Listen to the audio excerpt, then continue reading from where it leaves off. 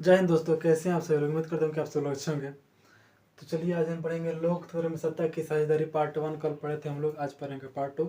इसका कुछ भाग बचा हुआ था, उसको आज हम देखते हैं। तो चलिए वीडियो को स्टार्ट करते हैं। तो सबसे पहले हम यहाँ पर देखेंगे कि सांप्रदायिकता पढ़ेंगे। सांप्रदायिकता क्या है। यहाँ पर एक ही धर्म का समुदाय जिसमें एक ही धर्म के लोग हो, एक जैसा मानने वाले हो, संप्रदाय जिसको हम कह सकते हैं। संप्रदाय सबसे बना है सांप्रदायिकता। किसी एक वर्ग के लोग हो उसमें संप्रदाय होता है, उससे बना है सांप्रदायिकता शब्द बना है। सांप्रदायिक राजनीति होती है इसमें। सांप्रदायिक राजनीति जैसे कोई ये धर्म वाला व्यक्ति है, ये धर्म वाले व्यक्तियों का एक समूह है, उसमें जो राजनीति होगी उसको सांप्रदायिक राजनीति कहते हैं। चलिए राजनीति में धर्म, जब राजनीति में धर्म आता है तो क्या क्या समस्या आती है, कैसे ये समस्या आती है। जब राजनीति को धर्म से अलग रखना चाहिए, पिछले वीडियो में बताए थे। आज हम बताएंगे कि राजनीति में धर्म को अगर रखा जाए तो कौन समस्या आएगी। सबसे पहले धर्म को राष्ट्र का आधार मानना।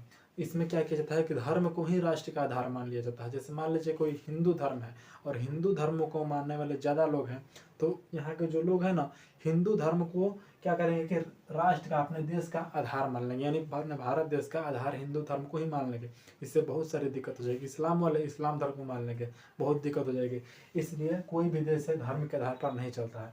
ठीक है, धर्म को राष्ट्र का आधार मानने लगते हैं। दूसरा है एक विशेष समुदाय को श्रेष्ठ दिखलाना। जब निश्चित बात है कि जब एक धर्म वाला ज़्यादा रहेंगे तो अपने विशेष धर्म को अपने विशेष समुदाय को श्रेष्ठ दिखाएंगे, दूसरों को नीचा अपने आप दिखाना। जब अपने आप को ऊंचा दिखाएंगे तो जो पास में है, जो अन्य लोग हैं, वो तो अपने आप ही नीचे दिखने लग जाएंगे ना, हम अपनी बड़ाई करेंगे। चलिए वही बात है, यहाँ पर कोई व्यक्ति अपनी बड़ाई करेगा तो दूसरे वाले को तो अपने आप तो लो हो जाएगा ना। तो वही बात है, यहाँ पर एक विशेष धर्म को श्रेष्ठ दिखाया जाता है। तीसरा है किसी विशेष धर्म का पक्ष अपने सपोर्ट किया जाता है, किसी एक धर्म का सपोर्ट किया जाता है। इसमें उसको कहते हैं पक्षारोपण कहते हैं, यानी पक्ष के लिया जाता है किसी एक धर्म का। ये जब राजनीति में धर्म होता है ना तो ये सारी बातें होती है। अगला है दूसरे धर्म को नीचा दिखाना। इसमें जब दूसरे धर्म, इतना तक तो ठीक है, लेकिन अगर दूसरे धर्म को नीचा दिखाया जाता है तो इसमें हिंसा का जन्म होता है, हिंसावादी लोग हो जाते हैं। जब दूसरे धर्म को नीचे दिखाएंगे तो वो वाला यहाँ पर हमको नीचे दिखाएगा, फिर दोनों में दंगा होगा। ठीक है ना, तो हिंसा का जन्म हो जाता है। इससे दूसरे धर्मावलंबी अलग अलग राष्ट्र का निर्माण करना चाहेंगे। अब मान लीजिए हम कहेंगे कि केवल हिंदू राष्ट्र ही रहेगा भारत, तो दूसरे जो धर्म वाले लोग हैं वो कहेंगे कि नहीं ये हमारा। मान लीजिए इस्लाम वाला कहेगा कि हमारा क्यों नहीं रहेगा, कहीं पर लिखा नहीं है। यही बात है, यहाँ पर दूसरे धर्मावलंबी अलग राष्ट्र का निर्माण कर लेंगे। ठीक है ना, अलग राष्ट्र का निर्माण करेंगे, अलग राष्ट्र का मांग करेंगे। ठीक है, आगे देखिए, ये समझ में आएगा होगा। राजनीति में धर्म आती है तो इतनी समस्याएं आती है। आगे है राजनीति में सांप्रदायिकता। राजनीति में सांप्रदायिकता आती है तो क्या होता है, राजनीति में धर्म बहुसंख्यक कहने का मतलब है कि अगर राजनीति में धर्म को लाया जाए, निश्चित बात है कि जहाँ पर बहुसंख्यक होंगे, जो बहुत लोग होंगे, ज़्यादा जिनकी संख्या होगी, कि जिनकी तादाद ज़्यादा होगी, वही राजनीति में सांप्रदायिकता कर पाएंगे। कि छोटे और कम जो जिनकी जनसंख्या कम होगी वैसे लोग तो कर नहीं पाएंगे, निश्चित बात है। तो इसमें बहुसंख्यवाद कहते हैं। जब बहुत सारे लोग मिल करके अपने समाज के अनुसार राजनीति में हिस्सा लेना चाहते हैं, राजनीति में सांप्रदायिकता करना चाहते हैं, तो उसको कहते हैं बहुसंख्यवाद। ठीक है, आगे देखिए, दूसरा होता है राजनीति में जब सांप्रदायिकता आती है तो अगला होता है राजनीतिक गोलबंदी।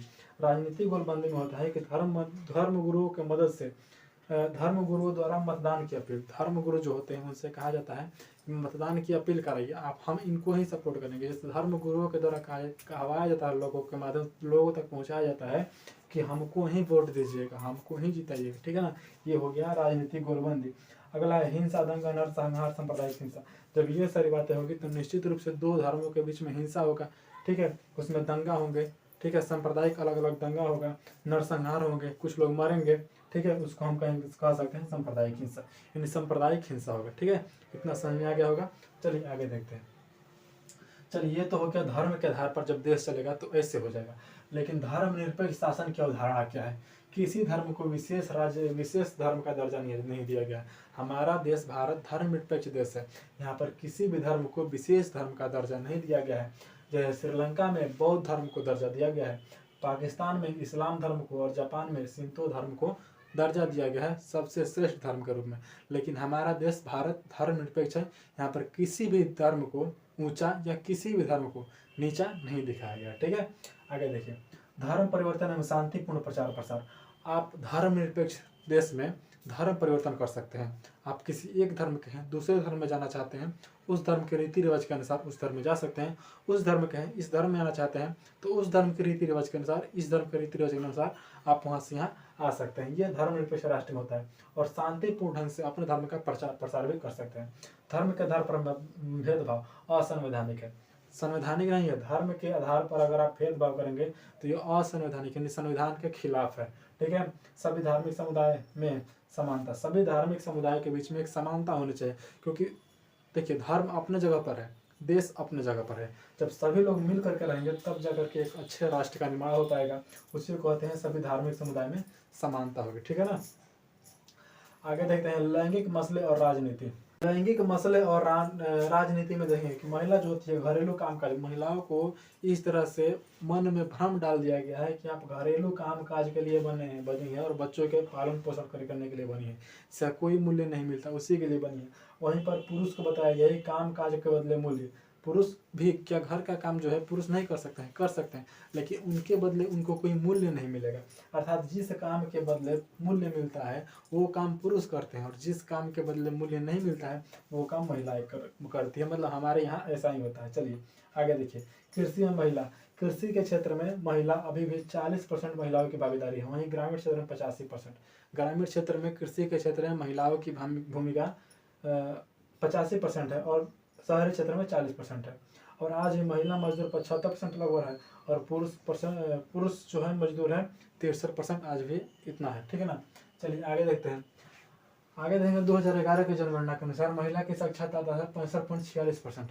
2011 की जनगणना के अनुसार महिलाओं की साक्षरता दर 65.46% और पुरुष की साक्षरता दर 82.14% है, 82.14% है। ठीक है ना।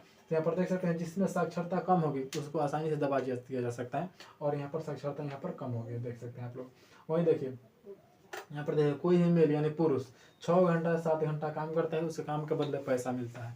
कोई भी व्यक्ति पुरुष है 6 से 7 घंटा 8 घंटा तक काम करता है, उसको काम के बदले पैसा मिलता है। वहीं फीमेल है, कोई महिला है 7 से 10 घंटा तक काम करे, 10 से ज़्यादा भी हो जाता है, लेकिन इसके बदले इसको कोई भी मूल्य नहीं मिलता है। फलतः इसके परिणाम स्वरूप भ्रूण हत्या कर दी जाती है। ठीक है ना, भ्रूण हत्या कर दी जाती है।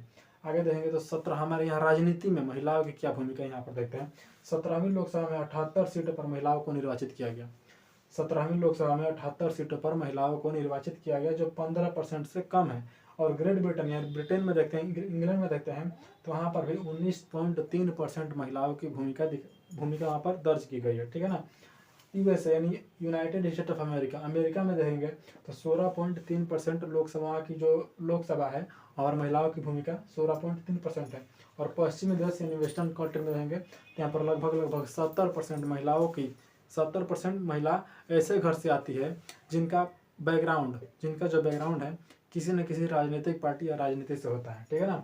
भारत में 90% महिला सांसद है, भारत में अभी भी 90% महिला स्नातक सांसद है। ठीक है ना। आगे देखिए अन्य विधानसभा जितने भी है उसमें 1/3 भाग सीट महिलाओं के लिए आरक्षित किया गया है। जितने भी विधानसभा हमारे विधानसभा क्षेत्र हैं, हमारे भारत में जितने भी विधानसभा क्षेत्र है उसका 1/3 1/3 भाग महिलाओं के लिए आरक्षित किया गया है। तो ये था हमारा लोकतंत्र में सत्ता की साझेदारी कैसी होती है, हम लोग समझ लिए। तो वीडियो आपको कैसा लगा कमेंट में जरूर बताइएगा। तो चलिए मिलते हैं आगे अगले वीडियो में, तब तक के लिए जय हिंद, वंदे मातरम।